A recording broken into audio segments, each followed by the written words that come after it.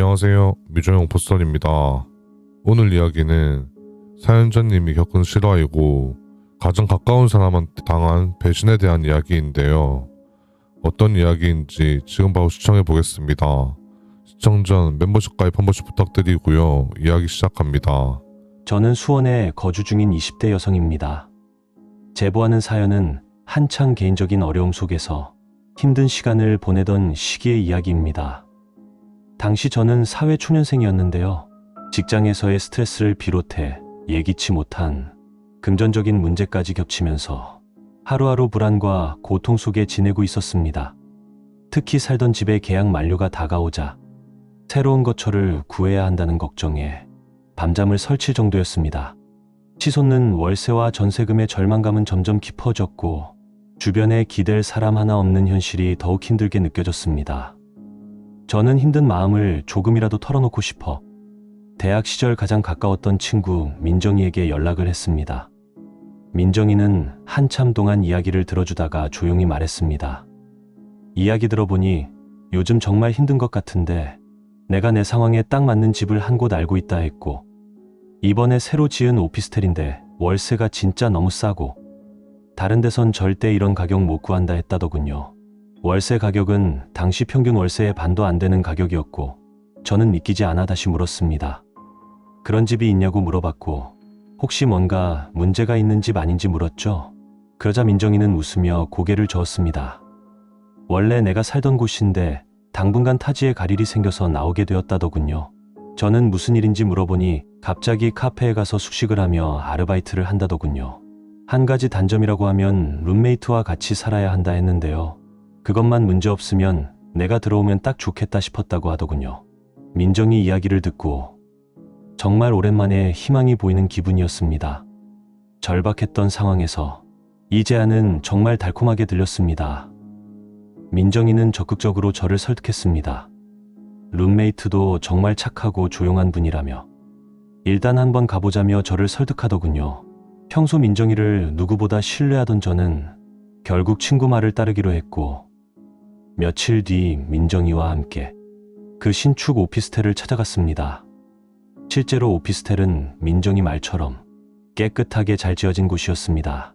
번화가와 조금 거리가 있었지만 교통도 나쁘지 않았고 월세는 근처 시세와 비교해도 절반도 되지 않는 금액이었습니다. 저는 이 정도면 꿈 같은 행운이라고 생각했습니다. 룸메이트가 잠깐 자리를 비워 얼굴을 보지는 못했지만 민정이가 대신 계약 결차를 도와주었습니다. 저는 새로운 보금자리로 이사를 하게 된 겁니다.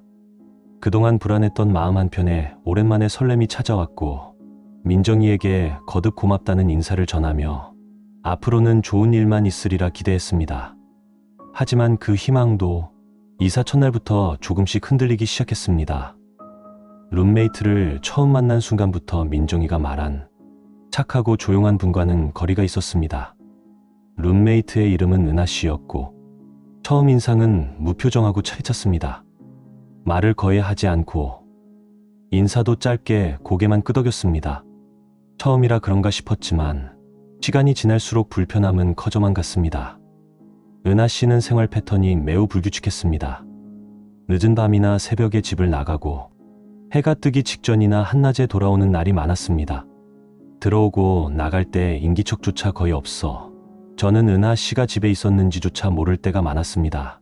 집에 머무를 때에도 본인 방문을 굳게 닫은 채 좀처럼 나오지 않았고 마주치더라도 눈길을 피하곤 했습니다.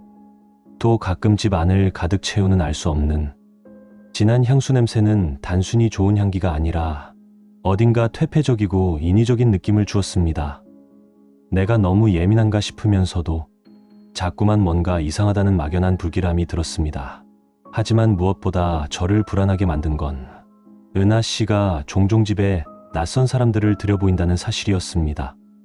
늦은 밤 은하 씨 방에서 희미하게 들려오는 낯선 남자들의 목소리, 잠잠해지나 싶으면 가끔 이상한 소리가 들려오기도 했죠.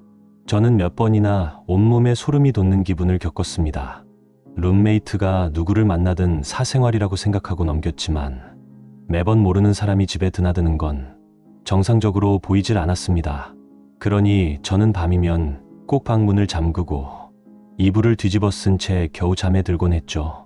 이 불쾌한 감정은 결국 저에게도 왔는데요. 어느 날부터 이상하게 제 속옷이 없어지기 시작했습니다.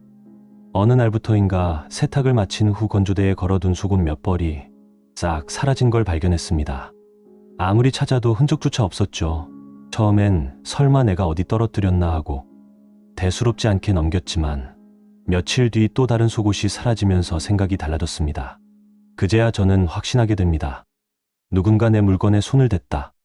이 집에는 저 말고 은하 씨 한 명뿐이니 의심의 화살은 자연스레 룸메이트에게 향했습니다.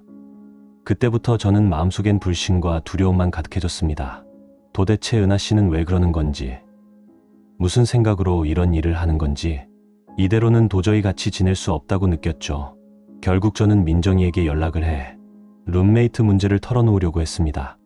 그런데 이상하게도 막상 민정이에게는 이 말을 꺼내기가 조심스럽더군요.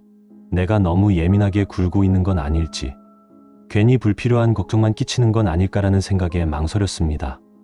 그래서 결국 스스로 진실을 확인해 보기로 마음먹었습니다.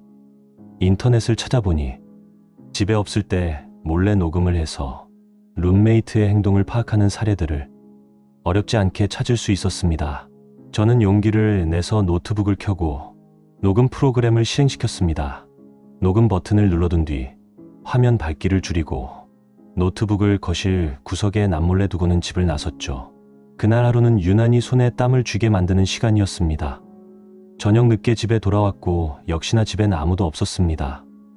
두근거리는 마음으로 노트북의 녹음 파일부터 확인했습니다. 처음엔 특별한 소리가 없이 고요했습니다. 그러다 한참 뒤 문이 열리는 소리와 함께 익숙한 은하 씨의 목소리가 들리기 시작했습니다. 은하 씨는 민정이의 이름을 부르며 빨리 와서 이것 좀 치우라고 하더군요. 그 순간 저는 제 귀를 의심했습니다. 은하 씨가 민정이의 이름을 거칠고도 익숙한 어투로 불렀던 것이죠. 민정이가 저에게 이야기하기론 룸메와 그렇게 친하지 않다고 이야기했기 때문이죠. 그 순간부터 제 몸에는 차가운 한기가 감돌았습니다. 파일은 계속 재생됐고 조금 뒤 꼭 들어본 듯한 목소리, 민정이도 등장했습니다. 은하 씨를 익숙하게 부르며 두 사람의 대화가 이어질수록 불길한 기운이 점점 더 제 머릿속에 들어왔습니다. 은하 씨와 민정이는 이미 오랜 친구, 아니 거의 친자매처럼 속을 터놓는 사이였던 겁니다. 민정이는 그동안 저에게 모든 걸 숨기고 거짓말을 하며 이 상황을 만들어 왔던 거죠. 녹음 파일 안에서는 두 사람이 저의 물건, 특히 속옷에 대해서 거리낌 없이 이야기하고 있었습니다. 지은이 속옷 좀 봤냐며 물었고 얘 진짜 몸매 관리 열심히 하나보다라며 이야기했죠. 그러자 얘도 이 정도는 해줘야지. 이번에 오빠한테 새로 들어갈 애잖아. 근데 너무 착해서 잘할 수 있겠어? 사연 보니까 좀 짠하던데. 착해서 오빠가 좋아하는 거지. 원래 이런 건 처음엔 다 안쓰러워 보여도 곧 적응하게 돼. 내가 힘들게 데려왔으니까 잘해야지. 이어서 민정이가 말하던 오빠라는 남자의 목소리도 녹음에 잡혔습니다. 살짝은 냉소적이고 권위적인 느낌이었습니다. 이번엔 그 새로 온 애가 문제 안 일으키겠지? 김민정, 또 사고 치면 진짜 가만 안 둘 거야. 그러자 민정이는 애는 괜찮을 거라며 이야기했고 제 상황이 안 좋아서 뭐든 할 거라며 말했습니다. 이제 모든 퍼즐이 맞춰질수록 저는 점점 더 두려움과 구역감, 분노에 휩싸였습니다. 민정이가 부르던 그 오빠는 다름 아닌 출장업소의 포주였던 겁니다. 녹음 내용을 들어보니 민정이도 한때 그곳에서 일했던 사람이었죠. 민정이는 그 끔찍한 삶에서 벗어나고 싶어 했습니다.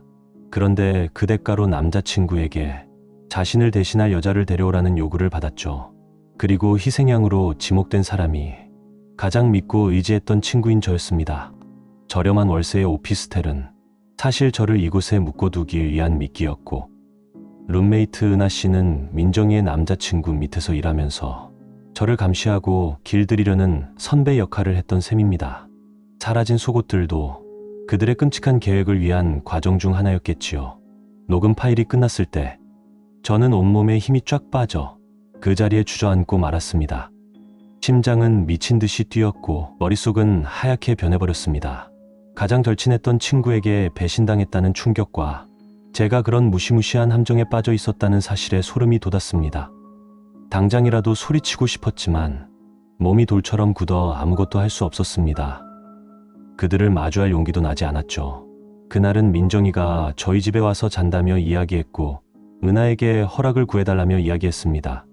그리고 저는 아무것도 모르는 척하며 은하 씨에게 허락을 받았고 잠시 뒤 민정이가 왔는데요.